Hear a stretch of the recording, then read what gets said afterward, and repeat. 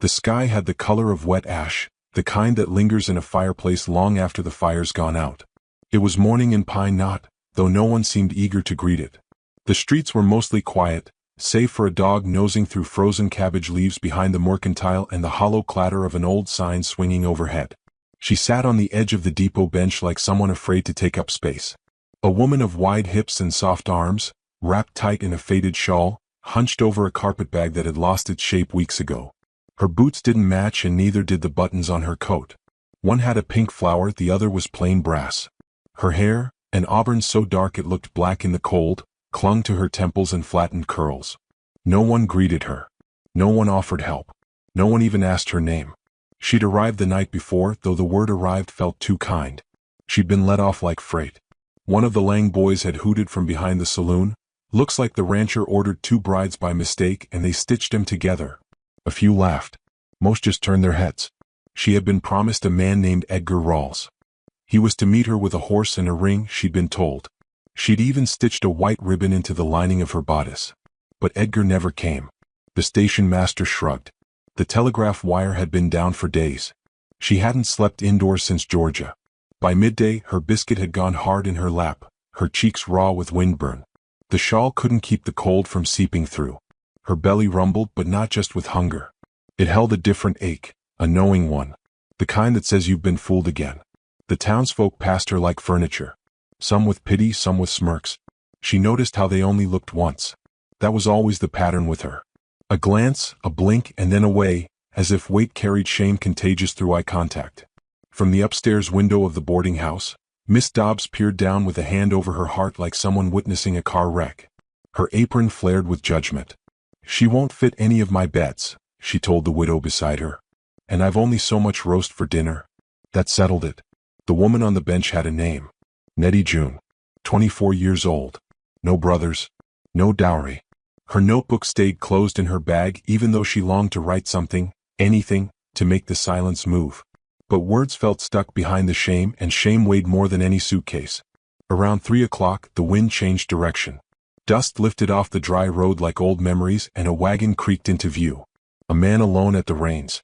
He wasn't young, but he wore youth in his shoulders. Broad-backed, straight, with a quiet look that didn't invite questions. He pulled his hat lower when he passed the saloon, as if the sun itself owed him nothing. A coil of rope and a toolbox sat behind him. The horse wore a patchy harness, but the leather had been cleaned. Nettie noticed him because he looked away last. Not first, not fast. His eyes lingered, not long, not cruel, just enough for her to feel seen. She didn't return the look.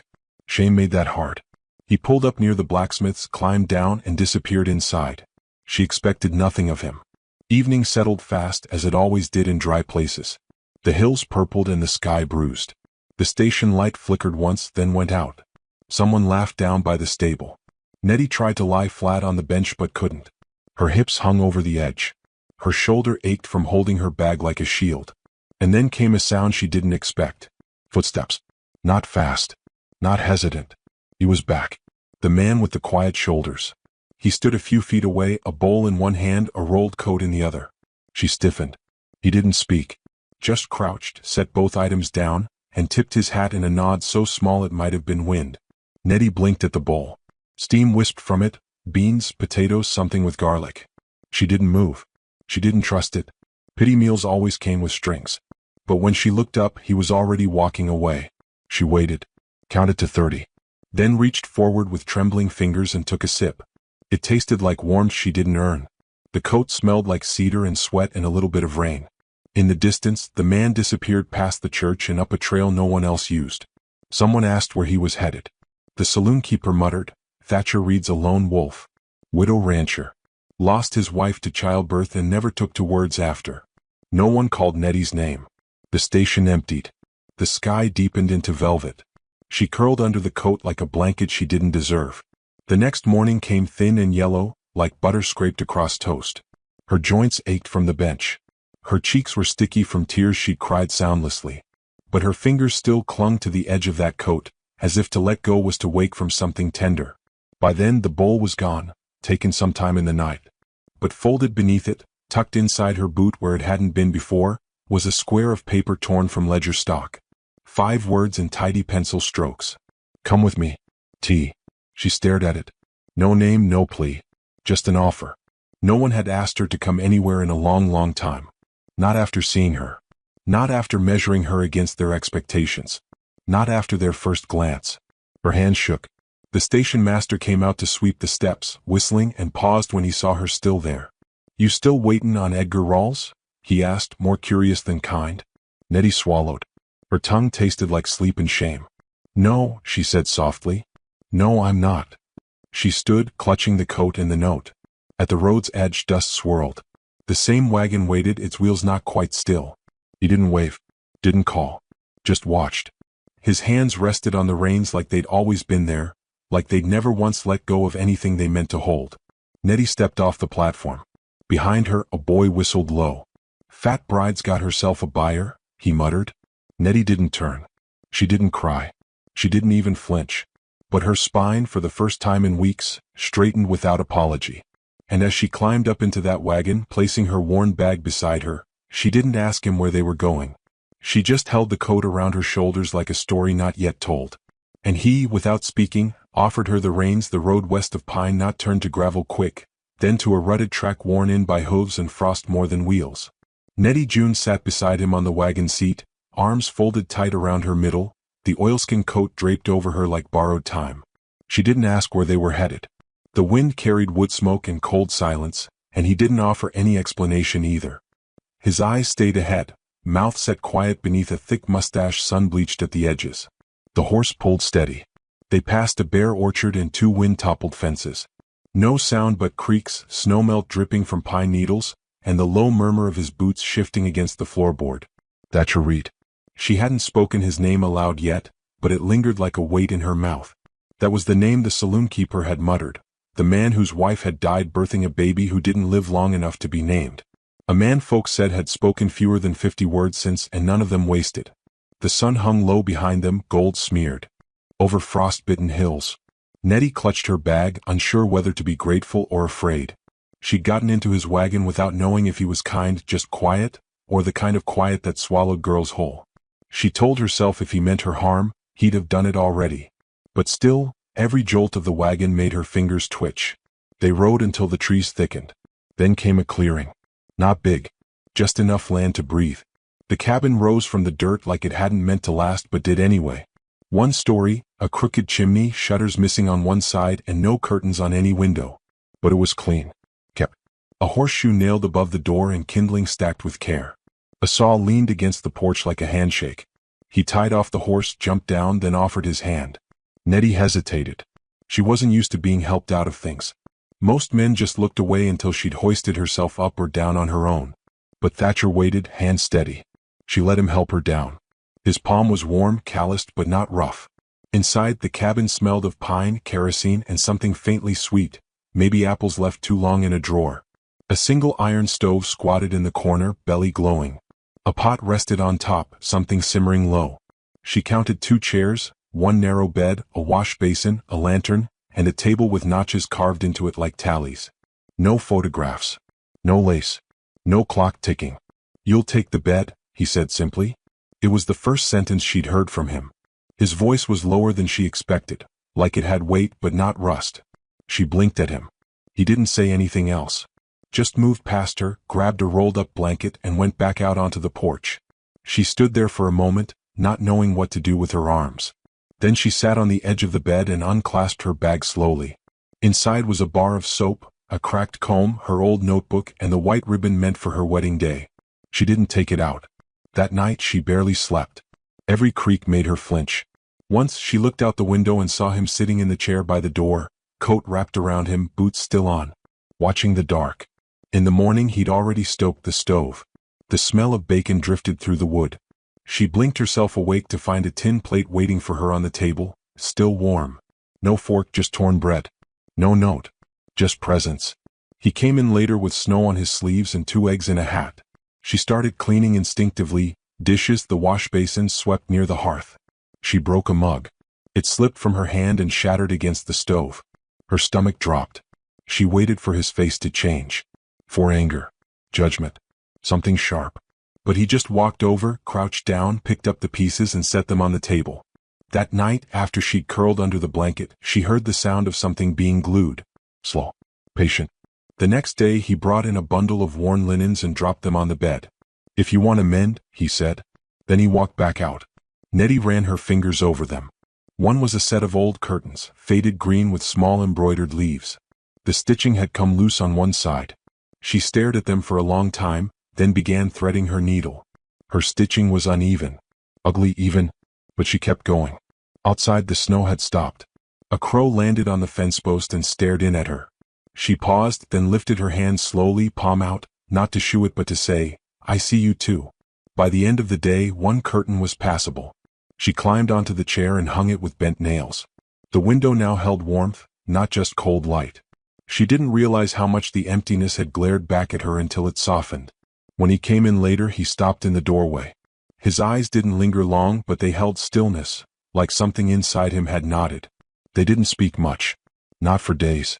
But slowly a rhythm formed. He'd chop wood. She'd boil water.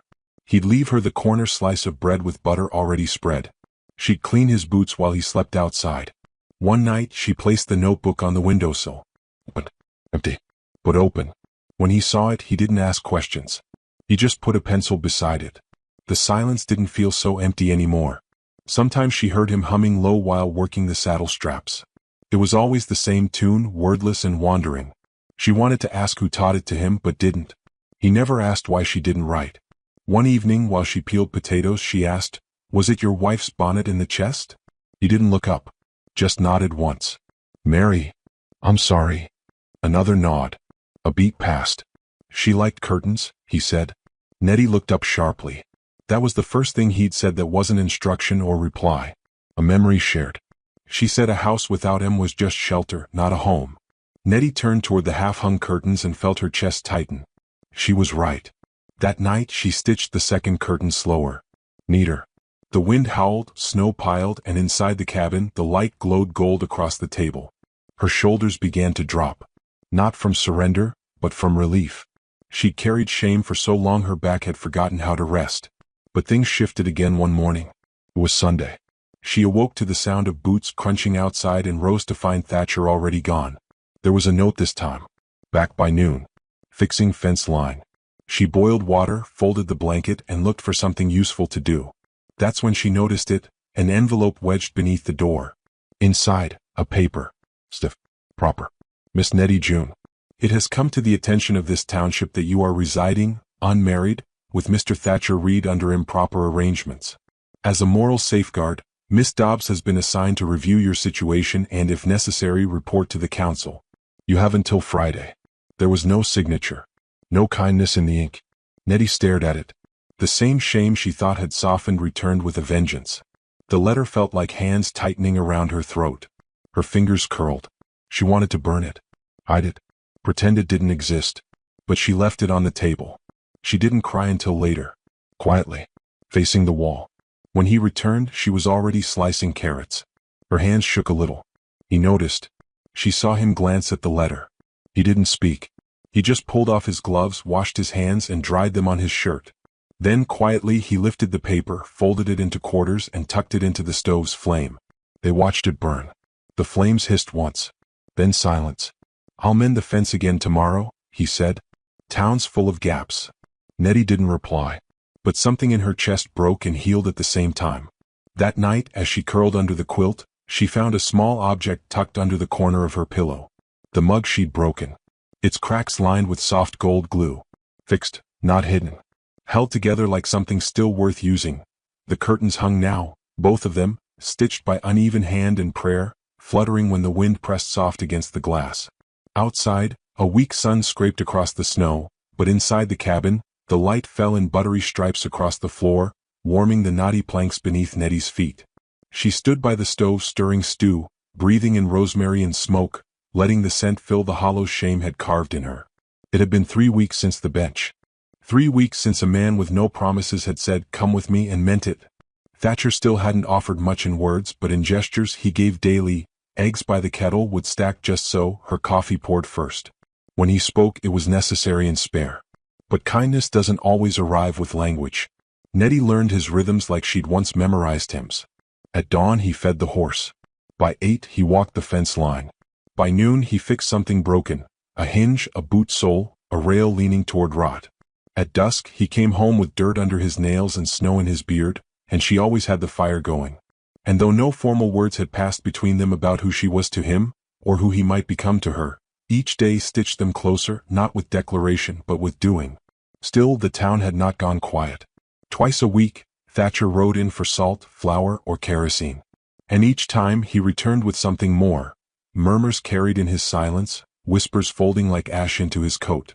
Nettie could see it in the way he hung his hat slower, in the way his hands fidgeted when she reached for it. She didn't ask, not out loud. But one afternoon she slipped a line into the air while drying dishes. "I imagine Miss Dobbs don't take kindly to my curtains." Thatcher didn't look up from sanding the table edge. She said they looked better when they were off. Nettie laughed, surprised by the sound of it. She hadn't laughed in months, maybe years. "They're crooked," she admitted, turning toward the window. "I stitched one edge tighter than the other." He shrugged. "Wind still moves through just fine." She kept her face turned, but her chest ached in the softest way. That evening a knock came. Nettie froze, ladle in hand. No one knocked here. No one ever came this far up the ridge unless they meant to. Thatcher opened the door. On the step stood a girl no older than 11, cheeks flushed with wind, one braid undone. She clutched a small tin bucket with both hands. "Mama said to bring eggs," the girl said, staring wide at Nettie before turning her gaze down. "But she also said you was a bought woman." Nettie blinked. The words landed like pebbles, small but sharp. Thatcher took the bucket, said "thank you," and nodded. The girl scurried off, boots kicking up slush, not looking back. For a while, the room held only the ticking of heat from the stove and the quiet rasp of breath caught in Nettie's throat. She turned, picked up the pot, and poured the stew into 2 bowls with hands that shook too much. "You want yours on the porch?" she asked, voice thin. He paused, still holding the egg bucket, then placed it down carefully. "I'll eat in here," he said. She nodded, not trusting herself to speak. After he stepped outside to check the traps, she stood at the window watching snow fall through bare branches. She thought of the letter burned, the mug mended, the curtains crooked but holding. All of it felt fragile now. By the 3rd day word had spread farther. She saw it on the face of a woman riding past the cabin trail, a quick look, the kind that measures and dismisses in the same breath. She knew what they said, that he'd taken her in like livestock, that a man who'd buried a wife so slim she could dance in a willow's shadow had now settled for a woman who filled doorways sideways. They didn't see the way he leaned the broom against the door after sweeping snow. They didn't hear the way he said her name only once, soft, like it mattered where it landed. That night she took her notebook and wrote for the first time in months. Not a wife. Not a servant. Maybe something like belonging. Maybe something with a roof. She didn't sign it. She just left it open. The next morning, a small circle had been drawn around the word belonging, not ink but a coffee ring. Deliberate. When he went to town that Thursday, she felt the weight of the day long before sunset. The kind of waiting that tastes like bracing. When he came back, he dropped a small parcel on the table. Inside, a comb wrapped in cloth, smooth as river stone. She lifted it, tracing the teeth. "For me?" He nodded once. "I'm not what most men want," she said softly. "I ain't most men," he answered. And then he walked out to feed the horse. She sat down, comb in hand, and brushed her hair until her scalp tingled, then pinned it up neat. She couldn't stop touching the braid afterward, just to be sure it stayed. By Sunday, Thatcher brought home nails, ribbon, and a scrap of yellow cloth. "Table runner," he said. Nettie blinked. "You bought cloth?" He shrugged. "Could use some color."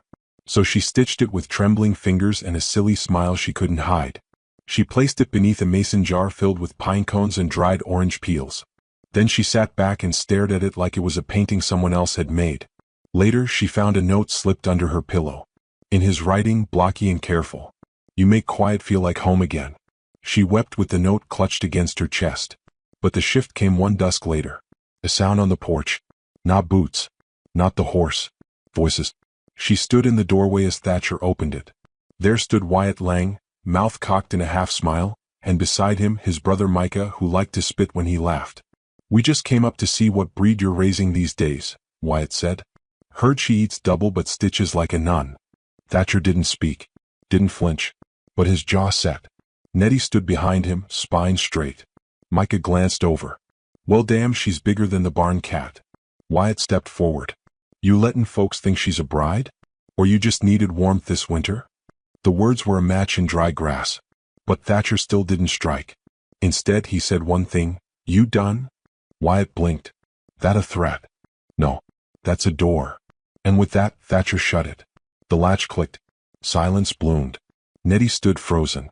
Hands at her sides, eyes burning. "I'm sorry," she whispered. "I didn't mean to bring." "You didn't bring them," he said. "Their mothers raised them that way." Her lip trembled. "You don't have to protect me." He met her eyes. "Don't have to. Want to." She couldn't breathe for a moment. Then nodded once. That night she burned the stew. She'd forgotten it on the stove. The smell filled the cabin. Her hands flew trying to save it, but the bottom blackened. "I ruined it," she muttered. He walked over, took the spoon from her, and dipped into the scorched pot. He tasted it. "Still tastes like someone tried." She laughed, then cried, then laughed again through tears. He pulled out 2 spoons, handed her one. They sat on the floor, knees touching, eating burnt stew. When they finished, she looked at the mug he used. The gold-glued one. It still held warmth. "I think I'm like that mug," she whispered. "Broken in too many places. Held together by someone else's care." He didn't answer. Just took her hand and placed it palm up. "You're not like the mug," he said. She braced. "You're the one who saw it was worth fixing." And then he looked away as if that much truth embarrassed him. Later that week, when snow fell so hard it erased the trail into town, she found a package wrapped in butcher paper beneath her coat. Inside, 5 new spools of thread, a thimble, and a folded note. Just one word. Stay. She turned it over, hoping for more. But nothing else was written. Sometimes the smallest word is the hardest to give. And sometimes, it's the one that holds everything else. The sky was the color of tin when Thatcher asked her to ride into town with him. He said it plain, in the middle of breakfast, as if it were a small thing. "Need to pick up glass for the barn window. Come with me." Nettie blinked. She hadn't been to town since the day she stepped off the train with too much hope and not enough dignity. She stared down at the crust of her toast, suddenly aware of the way her hands still trembled sometimes when unexpected things were asked gently. She met his eyes. "All right." He nodded like that settled it. She wore her best, though best meant a repurposed brown dress from the boarding house heap, stitched in the waist until it forgave her. She'd added a strip of yellow cloth at the collar. The one from the table runner, now faded but soft. Thatcher didn't rush her. He saddled the wagon slow, boots crunching in frost, the kindling of a late winter morning cracking beneath his steps. They rode without much talk. Trees blurred past, snow melting in hesitant drips from their limbs. He watched the road, she watched the horizon as if it might flinch. When the town appeared, it came like a hush. Nothing had changed. The general store still leaned left and the church bell hung crooked. But the air tightened. Eyes followed. From the post office, the bakery, even from behind half-closed curtains. Thatcher pulled the wagon up near the livery. Nettie stepped down on her own this time. She stood straighter, but the weight of those eyes clawed at her like thorns. A boy across the street cupped his hands around his mouth and called, "The cow bride's come to buy herself a wedding." Laughter followed. Thatcher didn't look. Nettie's face stayed stone still, but her heart tried to climb out through her ribs. At the mercantile, the woman behind the counter stared too long at their joined shadow on the wall. Then she handed Thatcher the panes of glass without speaking. He nodded and paid. When they stepped outside, Miss Dobbs was waiting near the church steps, clutching her Bible like a weapon. Her smile was all vinegar. "Afternoon, Mr. Reed," she said, with an edge too sharp for manners. Then she turned her gaze to Nettie. "Miss June, I do hope the good Lord blesses you with better sense before Friday." Nettie opened her mouth but couldn't find a word that wouldn't splinter. Thatcher spoke instead. "She's not waitin' on a blessing." Miss Dobbs raised an eyebrow. "So you do intend to scandalize every soul from here to heaven?" He met her gaze with silence, then said simply, "She stays." The woman looked like she'd bitten into a pit. Her lips tightened, her eyes flared, but Thatcher had already turned. They rode out with no fanfare. No words passed between them on the ride back. Only the rhythm of the horse and the sound of wind threading through the trees. By the time they reached the ridge, the clouds had sunk low and pale smoke climbed from the stove chimney like a prayer. Nettie stepped down first. Her boots hit the earth with purpose this time. Her spine held. That night, she cooked stew with rosemary and dried meat. Thatcher watched her stir, leaning in the doorway with his arms folded. His eyes were tired, but not in the kind of way that begged sleep. Tired in the way of a man who knew what it cost to choose the quiet thing over the loud one. You sure? She asked, not turning from the pot. About what? Letting them talk. They talked before. They'll keep talking. At least now they're saying what they mean. She smiled. It was a small thing, but it reached her eyes. They sat down to eat. One bowl between them. 2 spoons. Outside, wind hissed low between the logs. Then something sharper, distant shouts, the crack of hooves. Thatcher stood.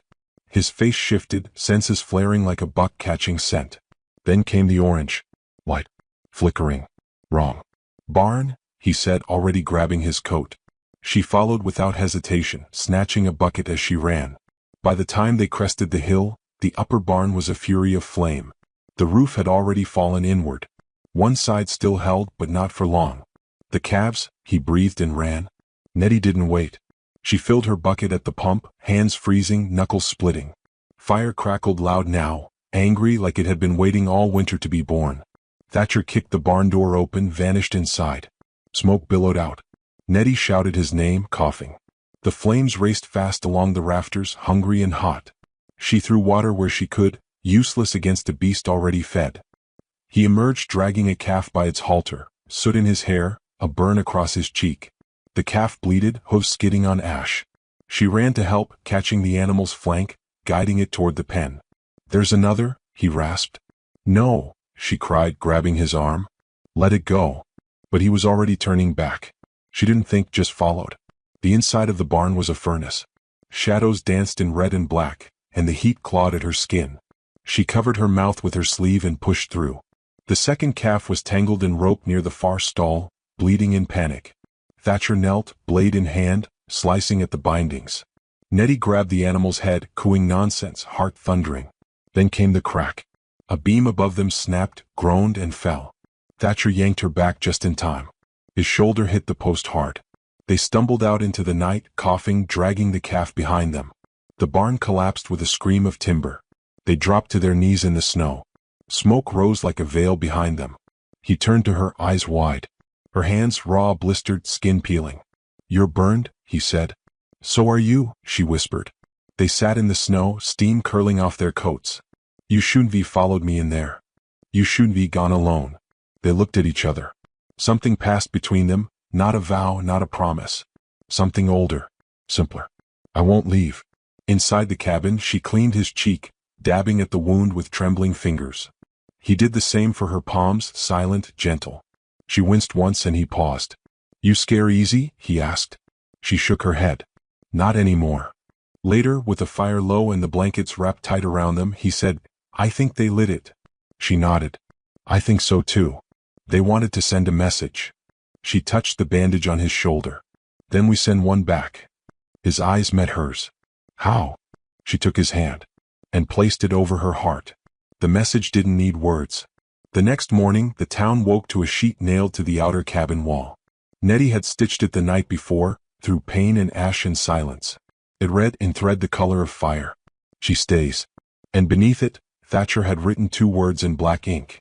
So do I doubt the snow had begun to melt in rivulets down the hill when Nettie stepped outside to hang the laundry. She did it slowly, even though her hands were still tender from the fire, each blister now a smooth scar in bloom. She breathed in the scent of pine and wet bark, of wood smoke and thawing earth. The land was coming alive again, so was something else. Inside the cabin, Thatcher sat at the table with his sleeves rolled and pencil tapping over a small sheet of paper. He'd been writing more lately, not much. But just enough to make her wonder if the silence between them had always been a language, not a lack. She didn't ask what the letter was. He didn't offer. But there was something about the way he looked at her now when she walked past, how he held the glance instead of dropping it like a too heavy stone. The curtain she'd stitched weeks ago fluttered beside him, letting in just enough sunlight to illuminate his face and the small crease at the edge of his mouth when he was thinking hard. He hadn't spoken of the fire again, nor of the men who likely lit it. He simply rebuilt. Quietly. Like always. They hadn't gone back to town since. When the wind shifted, she saw smoke rising from a cabin farther west, Eldon Bray's place. It was lambing season, she remembered. The women in town would be boiling linens, gossiping over steaming pots. And they'd be talking about her. They always did. The girl who came to town too wide, too soft, too alone, and somehow didn't leave when no one made room. She finished the laundry and returned inside, where the heat had softened the air and the smell of stew hung low and comforting. She stirred it once, tasted it, and added salt with a whisper of her fingers. Thatcher looked up from his page. "Ride with me tomorrow?" he said. Her brow lifted. "Back to town?" He nodded. "We'll need to see the preacher." Her throat tightened. "For what?" He tapped the folded sheet, then slid it toward her. "A marriage license." Her fingers hovered over it like it might burn. "You want to marry me?" she asked, voice steady but small. "I already did," he said and stood. "This just lets other people catch up." She blinked. "You haven't said that before." "I don't say what don't need saying." This one did. And then, with that same stillness that had first wrapped around her like a coat on a cold bench, he lifted her hand and placed it flat over his chest. It was the only vow he gave. The next morning they set off before light broke clean over the ridge. She wore the same brown dress, but this time with a sash she'd sewn from pale blue calico, the same shade as the skies she used to dream under as a girl, when her body hadn't yet been a thing to apologize for. Thatcher wore his best shirt, frayed at the cuffs but clean. They didn't ride in silence, not exactly. There was the creak of the wagon, the whisper of reins, and once or twice her soft laugh when he told her how he used to name the cows after him, singers just to spite the pastor. But as they approached town, the air grew thinner. She sat straighter, eyes narrowed against the rising sun. They passed the post office, the saloon, the mercantile. Eyes from porches and windows followed. No one called out this time. No one dared. Near the chapel, Miss Dobbs stood like a statue, arms folded tight across her middle. "Back for forgiveness?" she called. Thatcher stopped the wagon. Nettie felt him tense beside her. "No," he said, calm as river stone. "We've got enough of our own." Miss Dobbs scoffed. "There's no sanctity in pity, Mr. Reed." Nettie stepped down from the wagon before she could stop herself. Her boots hit the ground with a soft thud. "It's not pity," she said. "It's choosing." The crowd that had begun to gather stilled. "And when a man chooses a woman," Nettie said, her voice rising just enough to crack the morning stillness, "not for what she lacks or how she looks, but because of what she survived, then that's a better blessing than most sermons ever gave." No one replied. They went inside. The preacher, old and kind-eyed, said little. Asked only once if their hearts were sure. Thatcher answered with his hand wrapped around hers like the handle of a tool he trusted. They were married by noon. And by dusk, they returned up the ridge, Nettie wearing a shawl stitched with forget-me-nots, and Thatcher holding her hand the entire way. The cabin welcomed them with warmth. The door creaked but stayed open, the fire inside steady and low. That night, Nettie sat at the table, her notebook open. For the first time, her handwriting flowed without hesitation. She didn't write about the wedding or the town or the silence she'd once worn like armor. She wrote about the curtain, the way it stayed up even when the rod sagged, the way the wind pushed through it like it belonged. She wrote about a mug mended with gold. She wrote, "The door stayed open. He never asked me to shrink before stepping through it." But it was the sound that startled her. A horse. Fast. Then shouting. Thatcher stood in an instant, grabbing his coat, stepping out into the dark. Nettie followed, heart thundering. At the edge of the yard, a rider reined in hard.